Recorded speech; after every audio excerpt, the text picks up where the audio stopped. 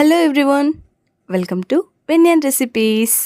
వర్షాకాలం వచ్చేసింది. ఇప్పుడు ఎక్కడ చూసినా వర్షాలే పడుతూ ఉంటాయి. చల్లచల్లగా బయట వర్షం పడుతుంటే వేడివేడిగా ఇంట్లో పకోడీ చేసుకొని తినాలనిపిస్తుంది కదా. మరి మీకు కూడా అలా పకోడీ తినాలనిపించినప్పుడు మీ ఇంట్లో శనగపిండి లేకపోతే ఏం చేస్తారు? అస్సలు బాధపడకుండా, శనగపిండితో పనే లేకుండా ఈ రోజు నేను చూపిస్తున్న రెసిపీని ఒకసారి ట్రై చేయండి. మరి శనగపిండి లేకుండా పకోడీలు ఎలా చేసుకుంటారో అనుకుంటున్నారా? అయితే రండి ఈ వీడియోని చూసేద్దాం. ఇక్కడ నేను శనగపిండికి బదులుగా గోధుమ పిండిని తీసుకుంటున్నాను. గోధుమ పిండి అనేది ప్రతి ఒక్కరింట్లో ఖచ్చితంగా ఉంటుంది. ఇలా 1 కప్పు గోధుమ పిండిని తీసుకుని ఒక జల్లెడలో వేసి దీన్ని చక్కగా జల్లించుకోవాలి. గోధుమ పిండితో కేవలం చపాతీలు, పూరీలే కాదండి, ఇలా పకోడీలు కూడా చేసుకోవచ్చు. ఇలా బాగా జల్లించి తీసుకున్న గోధుమ పిండిలోకి ఇప్పుడు 1/2 కప్పు దాకా పుల్లని పెరుగును వేసుకుందాం. ఈ రెసిపీలో పెరుగు అనేది ఆప్షనల్ ఏమీ కాదండి. పెరుగు వేసుకుంటే పకోడీలు చాలా టేస్టీగా ఉంటాయి. పెరుగును గోధుమ పిండిలోకి వేసుకున్న తర్వాత ఈ పెరుగు గోధుమ పిండిలో చక్కగా కలిసేలాగా బాగా మిక్స్ చేసుకోవాలి. ఇలా ఒకసారి పెరుగును మరియు పిండిని చక్కగా కలుపుకొని తీసుకున్న తర్వాత ఇప్పుడు ఇందులోకి మనం వాటర్ని వేసుకొని మిక్స్ చేసుకుందాం. వాటర్ అంతటిని ఒకేసారి వేసేసుకోకుండా కొంచెం కొంచెంగా వేసుకుంటూ పిండిని కలుపుకోవాలి.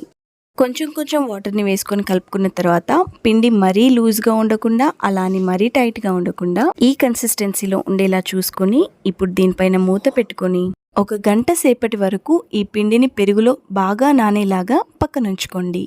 1 గంట సేపటి తర్వాత మూత తీసి చూసినట్లయితే ఇక్కడ పిండి అనేది బాగా నాని ఉంటుంది. ఇలా నాని ఉన్న ఈ పిండిలోకి ఇప్పుడు మనం 1 టీ స్పూన్ జీలకర్రని వేసుకుందాం. ఇందులోనే 4 పచ్చిమిరపకాయలను చిన్న చిన్న ముక్కలుగా కట్ చేసి వేసుకోవాలి.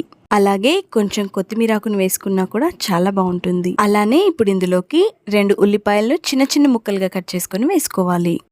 ఉల్లిపాయ ముక్కల్ని వేసుకున్న తర్వాత ఇప్పుడు ఇందులోకి 1/2 టీ స్పూన్ పసుపును, ఫ్రెష్గా దంచుకున్న 1/2 టీ స్పూన్ అల్లం వెల్లుల్లి పేస్ట్ని, అలాగే రుచికి తగ్గ ఉప్పుని వేసుకోవాలి. నేను ఇక్కడ ఈ రెసిపీలో 1 టీ స్పూన్ దాకా ఉప్పుని వేసుకున్నాను. ఇక్కడ నేను వేసుకున్న ఉప్పు అనేది నాకైతే సరిగ్గా సరిపోయిందండి. మీరు చూసుకొని వేసుకోండి. ఉప్పును వేసుకున్న తర్వాత ఈ పిండిలో ఈ ఇంగ్రీడియంట్స్ అన్ని కలిసేలాగా ఒకసారి బాగా మిక్స్ చేసుకోండి. అన్నట్టు మీరెప్పుడైనా ఇలా గోధుమ పిండితో పకోడీలను ట్రై చేశారా? ఒకవేళ ట్రై చేసి ఉండకపోతే ఈసారి ఈ వీడియోని చూసిన తర్వాత తప్పకుండా ట్రై చేయండి. మనం ఇక్కడ బాగా కలిపి తీసుకున్న పిండి అనేది ఆయిల్లో డ్రాప్ చేస్తే ఇలా ఉండాలి. ఇప్పుడు స్టవ్ పైన ఒక కడాయిని పెట్టుకోండి. అందులోకి డీప్ ఫ్రైకి సరిపడా ఆయిల్ని వేసుకోండి. ఇక్కడ నేను ఆల్రెడీ స్టవ్ ఆన్ చేశాను. ఆన్ చేసిన తర్వాతే కడాయిని పెట్టుకున్నాను. ఇప్పుడు ఈ ఆయిల్ కాగిందో లేదో అని ఇలా ఒకసారి చెక్ చేసుకున్న తర్వాత ఆయిల్ బాగా కాగింది అని మీకు అనిపించినప్పుడు ఇలా పిండిలో నుంచి కొంచెం కొంచెంగా తీసుకుంటూ జాగ్రత్తగా ఆయిల్లోకి వేసుకోండి. ఈ పకోడీలు చాలా టేస్టీగా ఉంటాయండి. ఈవినింగ్ టైంలో మీరు టీ తాగుతుండగా వీటిని చేసుకొని ఒకసారి ట్రై చేయండి. మీకు ఇవి ఖచ్చితంగా నచ్చుతాయండి. వర్షం పడినా పడకపోయినా మీరు తప్పకుండా చేసుకుంటూనే ఉంటారు.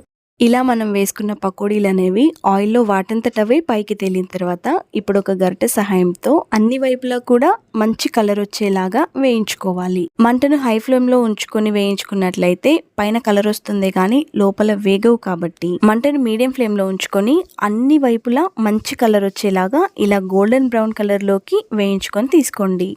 వీటిని ఇలా బాగా ఫ్రై చేసుకున్న తర్వాత ఆయిల్లో నుండి తీసుకొని టిష్యూ ఉన్న పేపర్లోకి ట్రాన్స్ఫర్ చేసుకోండి. ఇప్పుడు మిగతా బ్యాచ్ని కూడా ఇదే ఆయిల్లోకి సేమ్ టు సేమ్ అదే ప్రాసెస్లో వేసి వేయించుకోండి. చూసారు కదండి, పకోడీలు చేసుకోవాలంటే శనగపిండే కావాలని ఏమీ లేదు. మనకు తినాలి అనిపించినప్పుడు ఇలా గోధుమ పిండితో కూడా ఎంతో రుచిగల పకోడీలను చేసుకోవచ్చు. మరి మీకు ఈ రెసిపీ నచ్చినట్లయితే ఈ వీడియోని తప్పకుండా లైక్ చేసి నా ఛానల్ని సబ్స్క్రైబ్ చేసుకోండి. Thanks for watching. బాయ్.